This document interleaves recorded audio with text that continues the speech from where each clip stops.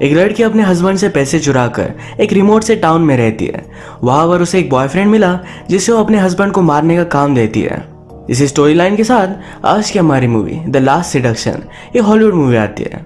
ये बहुत सारे ट्विस्ट एंड टर्न्स के साथ एक अच्छी थ्रिलर है, तो अंत तक इस वीडियो को जरूर देखिएगा। तो बिना किसी देरी के एक्सप्लेनेशन स्टार्ट करते हैं। मूवी स्टार्ट होती है और हमारा मेन कैरेक्टर जिसका नाम है क्ले एक सुनसान सी जगह पर डील करने के लिए आया हुआ था। एक्चुअली वो डॉक्टर है और एक फार्मेसी से उसने बहुत सारे ड्रग्स चुरा लिए थे। इन्हीं ड्रग्स को सेल करने के लिए वो आया हुआ है। कुछ गुंडे आकर उससे ड्रग्स ले लेते हैं, उसे वो पैसे नहीं देते। क्ले को लगा कि अब उसे मार डालेंगे, पर पैसे नीचे फेंक कर वहां से चले गए। वो बहुत ज्यादा खुश हो जाता है। ये $700,000 थे जिससे क्ले और उसकी वाइफ की लाइफ बन जाएगी। क्ले की वाइफ का नाम है ब्रिजेट, जो हमारी और एक मेन कैरेक्टर है। ब्रिजेट एक सेल्स कंपनी में मैनेजर थी। वो घर पर क्ले का वेट कर रही थी। थोड़ी देर में पहुंचा और बहुत ही ज्यादा टेंशन में था। क्ले ने अपने शर्ट में ये सब पैसे रखे हुए थे। वो ये सब पैसे निकालता है तो ब्रिजेट ने कहा, तुम बहुत ही बड़े इडियट हो। इस पर क्ले गुस्सा हो गया, उसे जोर से स्लैप करता है। तुरंत बाद उसे अपनी गलती रियलाइज हुई, उसे सॉरी कहता है। उसने कहा कि वो लोग बहुत ही डेंजर थे, मैं अभी भी शौक में हूँ। ब्रिजेट भी मान जाती है। उसने कहा इन पैसों को हमें सही से रखना चाहिए। अब जब क्ले शावर लेने के लिए गया तो ब्रिजेट उसके लिए एक लेटर लिखकर सब पैसे लेकर चली जाती है। शावर से बाहर आने पर क्ले बहुत ही गुस्सा हो जाता है। ब्रिजेट ने डिसाइड किया था कि अपनी सिस्टर के टाउन में जाकर रहेगी, पर आज बहुत ही लेट हो चुका है। वो एक छोटे से टाउन में पहुंची, वही के बार में जाती है। इसी बार में हमारा और एक मेन कैरेक्टर है, इसका नाम है माइक। माइक का अभी अभी डिवोर्स हुआ था और वो फिर से इस टाउन में आ चुका है, पर ये टाउन उसे अच्छा नहीं लगता। वो अपने फ्रेंड्स के साथ था, पर उसकी वाइफ के साथ क्या हुआ इसके बारे में वो बात नहीं करना चाहता। थोड़ी देर में उसने ब्रिजेट को देखा। ब्रिजेट बारटेंडर से ड्रिंक मांगती है, पर बारटेंडर ने उसे पूरी तरीके से इग्नोर कर दिया। फिर माइक ने जाकर बारटेंडर से प्लीज कहा। इस टाउन में हर कोई एक दूसरे को रिस्पेक्ट देता है, इसलिए ब्रिजेट ने रूडली पूछने पर बारटेंडर ने उसे ड्रिंक नहीं दिया था। इस बात से ब्रिजेट अनॉय हो गई। माइक ने उसे अप्रोच किया, पर ब्रिजेट उसे चली जाने के लिए कहती है। माइक परसिस्टेंट था। ब्रिजेट ने कहा, तुम जैसे काउबॉय में मैं इंटरेस्टेड नहीं। माइक उसे डायरेक्टली कहता है, मैं तुम्हें अच्छी तरीके से सेटिस्फाइड कर सकता हूँ। ब्रिजेट ने उसे अपने पास बिठा लिया। वो यहीं पर उसे प्लीज करने लगती है। माइक के घर जाकर ये दोनों इंटीमेट हो गए। सुबह माइक के घर से ब्रिजेट ने लॉयर को कॉल लगाया। तो लॉयर को सब कुछ सिचुएशन बताती है कि अपने हस्बैंड से पैसे चुरा कर वो भाग आई है। अगर उसे सही से स्पेंड करने हैं तो क्या करना पड़ेगा। लॉयर ने कहा, तुम इसे डिवोर्स ले लो, फिर कोई भी प्रॉब्लम नहीं आएगा। वो पूछती है कि इसमें कितना टाइम लगेगा। लॉयर कहता है 2 साल तक लग सकते हैं, पर ब्रिजेट के पास इतना टाइम नहीं था। लॉयर कहता है सब कुछ फास्ट हुआ तो 6 मंथ्स में तुम्हें डिवोर्स मिल जाएगा।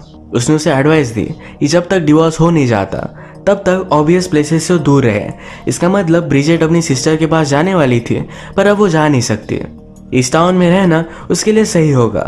माइक को कुछ भी ना बताए हुए ब्रिजेट वहां से चली गई। टाउन में आकर एक न्यूज़पेपर से उसे जॉब ओपनिंग के बारे में पता चला। वहां जाकर वो इंटरव्यू देती है। उसे जॉब मिलने के बाद इंटरव्यूअर से उसने कहा, मेरा हस्बैंड मुझे बहुत मारता है, इसलिए मैंने अपना नाम बदल दिया है। कंपनी के रिकॉर्ड में भी वो अपना अलग नाम रखेगी, इससे क्ले कभी भी उसे ढूंढ नहीं पाएगा। अपना नाम वो वेंडी क्रॉय रखती है। उसमें एक टैलेंट है, इस शब्दों को उल्टा कर देती है। न्यूयॉर्क को अगर वो उल्टा करे तो न्यू का वेन होता है, तो उसने उसे वेंडी कर दिया, और यॉर्क का क्रॉय। इसी ऑफिस में वो माइक से मिली। माइक भी यही काम करता है। सबके सामने उससे बात नहीं करना चाहती, तो प्राइवेट में लेकर आई। उससे कहती है, कल जो भी हुआ ये तुम्हारी इमेजिनेशन, तुम समझ लेना। वो अब यहाँ काम करती है, तो माइक से कोई भी ट्रबल नहीं चाहती। ब्रिजेट ने फिर से अपने लॉयर को कॉल किया। लॉयर कहता है, मैंने क्ले को सब पेपर्स वगैरह तो भेज दिए हैं, पर वो बहुत ही गुस्सा था, तुम्हें उसे शांत करना चाहिए। उसने उसे सलाह दी कि डायरेक्टली अपनी लोकेशन से कॉल मत करना, वरना वो ट्रेस कर सकता है। ब्रिजेट को लगता है कि क्ले उतना स्मार्ट नहीं है। उसने डायरेक्टली क्ले को कॉल लगाया, पर क्ले ऑपरेटर से पूछता है कि कॉल आया कहाँ से। ब्रिजेट फिर इसे कट कर देती है। रात में जब वो बार में गई तो फिर से माइक से मिली। ये दोनों फिर से इंटीमेट हो जाते हैं। इस तरीके से इनका मिलना कंटिन्यू हुआ था। माइक कहता है कि मुझे ये सब गलत लगता है, हम दोनों में सिर्फ इंटीमेट होने की रिलेशनशिप है, ऐसा तुम करती क्यों हो। ब्रिजेट ने कहा, मैं पहले प्यार में बहुत ही हर्ट हो चुकी हूँ, फिर से होना नहीं चाहती। मैं जब तुम्हारे साथ होती हूँ तो लगता है मैं तुम्हारे प्यार में पड़ जाऊंगी। माइक ये सुनकर सीरियस हो गया था, पर ब्रिजेट हंस देती है, कहती है हमारी रिलेशनशिप जो भी है इसे इसी तरीके से चलने दो, इसे और ज़्यादा कुछ भी नहीं चाहिए। बेचारा माइक कंफ्यूज हो जाता है कि ब्रिजेट एक्चुअल में फील क्या करती है। माइक ने कहा मुझे तुम्हारे बारे में चीज़ें जाननी है। उसे फ़ोन बिल से पता चल गया था कि ब्रिजेट न्यूयॉर्क से है। अगले दिन ब्रिजेट ने क्ले को कॉल लगाया, पर क्ले ये भी ट्रेस कर रहा था। ब्रिजेट ने कहा मुझे नीचे के पब्लिक फ़ोन का नंबर दो, वही मैं कॉल करती हूँ। क्ले ने फ़ोन के कनेक्शन घर में बनवा लिए थे। उसके पास एक डिटेक्टिव था जो इस कॉल को ट्रेस कर रहा है। क्ले ने ब्रिजेट से कहा कि हमारे ऊपर $100,000 का लोन है। हर वीक इन्हें $10,000 का इंटरेस्ट देना पड़ता है, क्योंकि ये लोन उन्होंने एक गुंडे से लिया था। ब्रिजेट ने कहा कि मैं तुम्हें तुम्हारे लोन के पैसे दे दूंगी, ऊपर से और भी कुछ देने वाली है, पर वो इसके बदले में डिवोर्स चाहती थी। क्ले ये मानता नहीं। अचानक से उसके घर के फ़ोन बजने लग गए। ब्रिजेट समझ गई कि इस कॉल को ट्रेस कर रहा है और उसने कनेक्शन बंद कर दिया। तो तुरंत अपने लॉयर को कॉल करती है, कहती है कि मेरी लोकेशन ट्रेस हो गई होगी। लॉयर कहता है शायद सिर्फ तुम्हारा एरिया कोड उसे पता चल गया होगा, पर उस एरिया कोड में 1 करोड़ लोग रहते हैं। वो तुम्हें कभी भी ढूंढ नहीं पाएगा। जहाँ हो वहाँ सेफ हो, वही रहो। ब्रिजेट माइक के साथ इंटीमेट तो होती है, पर ऑफिस में उसके साथ कोई भी रिलेशनशिप नहीं रखना चाहती है। माइक उसका हाथ पकड़ता है तो ब्रिजेट जोर से चिल्लाती है जैसे किसी स्ट्रेंजर ने उसका हाथ पकड़ा हो। नेक्स्ट सीन में क्ले अपने डिटेक्टिव को कह रहा था कि उस एरिया कोड में जाकर वो ब्रिजेट को ढूंढे। डिटेक्टिव कहता है उसे वहां ढूंढना इम्पॉसिबल है, उसका नाम हमें पता होना चाहिए था। क्ले को पता है कि ब्रिजेट हमेशा नाम उल्टे ही कर देती है। उसके अलग नाम वेंडी क्रॉय के बारे में पता चल गया। वो डिटेक्टिव को इसके बारे में बता देता है। रात में हम देखते हैं कि ब्रिजेट और माइक जब बार में थे तो माइक उस पर गुस्सा था, तो ब्रिजेट ने सॉरी कह दिया। माइक कहता है प्लीज मुझे सब कुछ बता दो कि तुम्हारे साथ हुआ क्या है, तुम यहाँ इस टाउन में आई क्यों। ब्रिजेट उसे सच बता रही थी, पर माइक उस पर बिलीव नहीं करता। कहता है तुम हमेशा मुझसे झूठ ही कहती हो। उसने कहा इंश्योरेंस सेटल करने के लिए मैं ग्लेडी के पास गया हुआ था। मुझे फ़ोन रिकॉर्ड से पता चला कि उसका हस्बैंड उस पर चीट कर रहा था। उसने मेरे पास अपना दिल हल्का किया। तुम भी मुझे सब कुछ बता सकती हो। माइक क्रेडिट कार्ड बिल से बहुत सारी चीज़ें बता सकता है।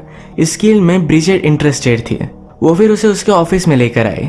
वो कहती है कुछ ऐसे लोगों के रिकॉर्ड्स निकालो जो अपनी वाइफ पर चीट कर रहे हो, उनका इनकम भी बहुत ज़्यादा होना चाहिए। माइक पूछता है कि ये सब क्यों। ब्रिजेट ने कहा कि मैं उनके वाइफ को बता दूंगी कि उसका हस्बैंड उस पर चीट कर रहा है। इसके बाद मैं उसे एक ऑफर दूंगी अपने हस्बैंड को मारने के लिए।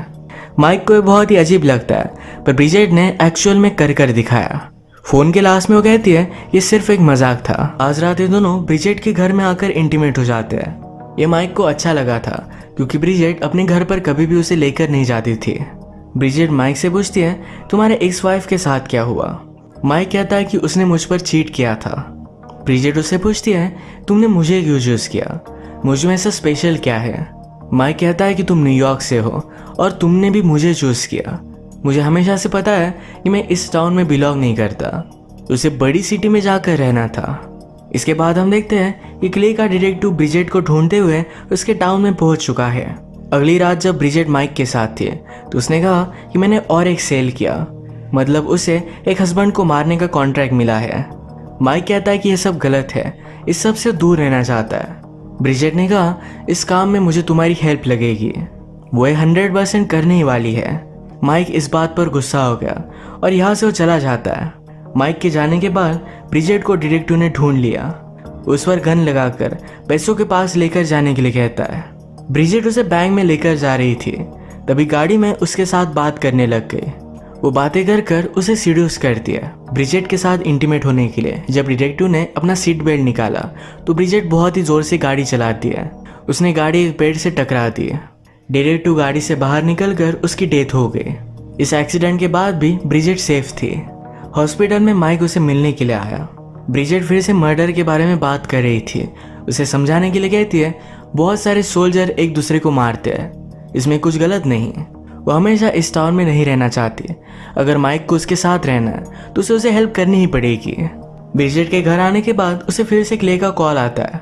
वो कहता है अब तुम्हारे पीछे और एक डिटेक्टिव है। ये डिटेक्टिव ब्रिजेट के घर के सामने था। क्लेम मानने वालों में से नहीं, उसे अपने आधे पैसे चाहिए ही है। वो इसे फिर से लोन के बारे में कहता है। ब्रिजेट ने कहा मुझे 1 वीक दो, यहाँ पर सब कुछ सॉर्ट आउट कर कर मैं तुम्हारे पैसे तुम्हें दे दूंगी।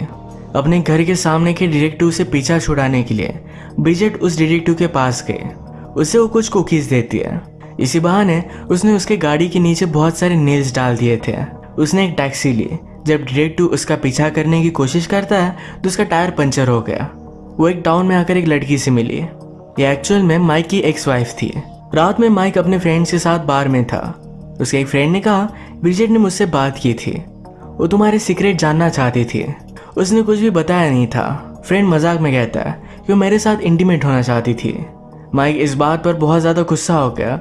उसने फ्रेंड को बहुत मारा। माइक ने ब्रिजेट को कॉल लगाया पर वो पिकअप नहीं करती तो उसने मैसेज छोड़ा। वो कहता है, मैं तुमसे बहुत ही प्यार करता हूँ पर तुम भी कुछ भी कमिटमेंट दिखाती नहीं। तुमने मुझे अब तक आई लव यू भी नहीं कहा। ब्रिजेट फिर अपना नोटपैड लेकर उस पर आई लव यू माइक लिखती है। उसे पता था कि रात में माइक उसके घर पर आ जाएगा।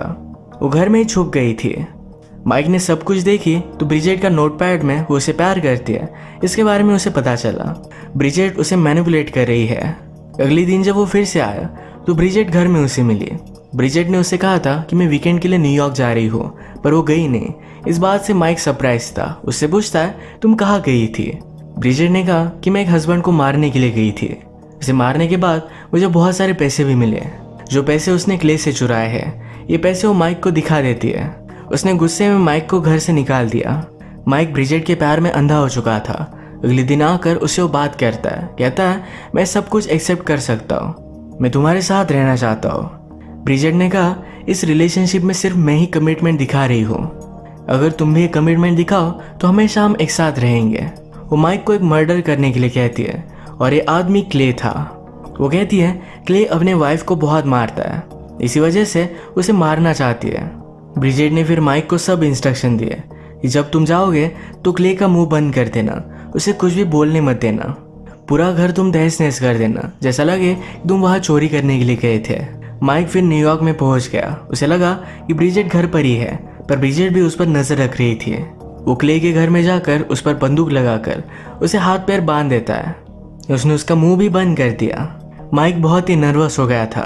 उसने ब्रिजेट का नाम लिया और कहा कि मैं कर नहीं सकता। इस बात से क्ले सरप्राइज था। वो जल्दी से उठकर अपने घर में की ब्रिजेट और उसकी फोटो माइक को दिखाता है। माइक ने फिर उसकी पट्टी खोल दी। क्ले ने उसे सब कुछ सिचुएशन बता दी है। वो कहती है वो सिर्फ तुम्हारा यूज कर रही है। वो शायद अब तुम पर नजर रख रही होगी। जब तुम मुझे मार डालोगे तो पुलिस को कॉल कर देगी। शायद तुम मुझे मारने के बाद उसे कुछ सिग्नल दोगे। नीचे से ब्रिजेट सचमुच में सब कुछ देख रही थी। माइक और क्ले ने मिलकर घर के लाइट्स बंद कर दिया। ब्रिजेट जब घर पर आए तो उसे कन्फ्रंट करते हैं। क्ले ब्रिजेट से कहता है, तुमने लाइन क्रॉस कर दी। तुम्हारा मुझे धोखा देने के बाद भी हम एक मैरिड कपल रह सकते थे। मैं तुम्हें माफ कर देता। ब्रिजेट क्ले के पास गई। उसके मुंह में उसने पॉइजन स्प्रे कर दिया। इससे उसकी डेथ हो गई। माइक बहुत ही गुस्सा हो जाता है। कहता है, तुम ह्यूमन नहीं हो। ब्रिजेट उसे रिझाने लग जाती है। उसे अभी के अभी उसके साथ इंटीमेट होना था। माइक ये करने के लिए मना करता है। मूवी में हमने देखा था कि ब्रिजेट माइक की एक्स वाइफ को मिलकर आई थी। उसे पता चला कि माइक ने उसकी वाइफ पर चीट किया था। चीट किया तो किया पर एक आदमी के साथ। माइक ने जब रियलाइज किया कि शायद वो गे है, उसके बाद वो डिस्टर्ब हो गया था। अपने वाइफ को छोड़कर फिर से अपने टाउन में वापस आ गया। ब्रिजेट ने माइक से कहा, तुम्हारी एक्स वाइफ से मुझे पता है तुम नामर्द हो। माइक गुस्सा हो जाता है और यही उसके साथ इंटीमेट होने लग गया। इंटीमेट होते वक्त ही ब्रिजेट पुलिस को कॉल कर देती है। उसने इस कॉल पर इस तरीके से प्रिटेंड किया कि माइक उसका रेप कर रहा है। पुलिस ये कॉल ट्रेस करते हैं और जल्दी से वहां पर पहुंच गए।